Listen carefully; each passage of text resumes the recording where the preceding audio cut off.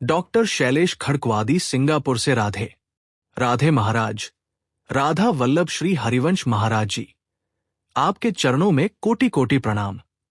महाराज जी, मन में एक जिज्ञासा रहती है कि जब भगवान कर्मों के हिसाब से सभी मनुष्यों की गति देते हैं और मृत्यु लोक के बाद परिजनों के पीछे छूटे परिवारजनों से कोई संबंध नहीं रह जाता, तो फिर हमें पितृदोष या पित आत्माओं द्वारा उत्पन्न होने वाली बाधाओं के बारे में क्यों सजग कराया जाता है?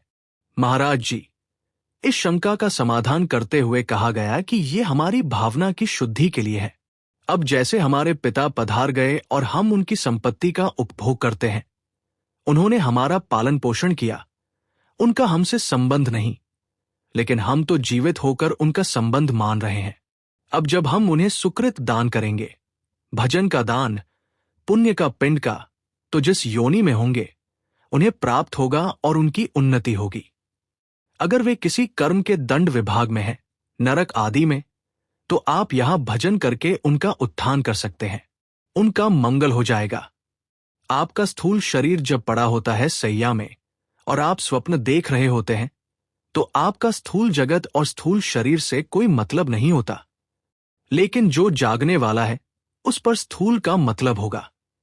ऐसे ही जब शरीर छूटता है तो इस स्थूल जगत का संबंध विस्मृत हो जाता है, लेकिन आपका जागृत है, आप उसका कल्याण कर सकते हैं।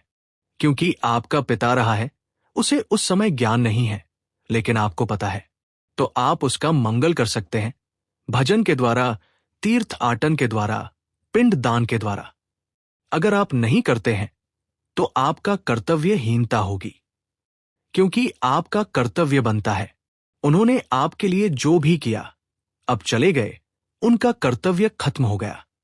आपके प्रति अब आपका कर्तव्य उनके प्रति है, क्योंकि आपका पिता का संबंध था, अब उनका मंगल होना चाहिए। तो हम अगर पिता की संपत्ति नहीं, तो हम संपत्ति कमाएं, उनके लिए दान करें, वह दान उनको समर्पित करें, तो वह जहां भी होंगे उन्नति प्राप्त हो जाएगी। महाराज जी, दो और प्रश्न आते हैं।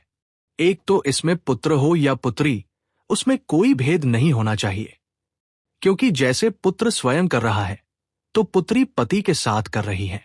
तीर्थाटन जो भी कर रहे हैं वो उसका अंश है, उससे उसका कल्याण होगा। इसमें कोई खास बात नहीं कि पुत्र ही हो तब ऐसा होगा। हां, ऐसा नहीं है, पूरी सामर्थ्य पुत्री में भी है। कितने ऐसे कुल हुए जिनको दोनों कुलों को पावन कर दिया।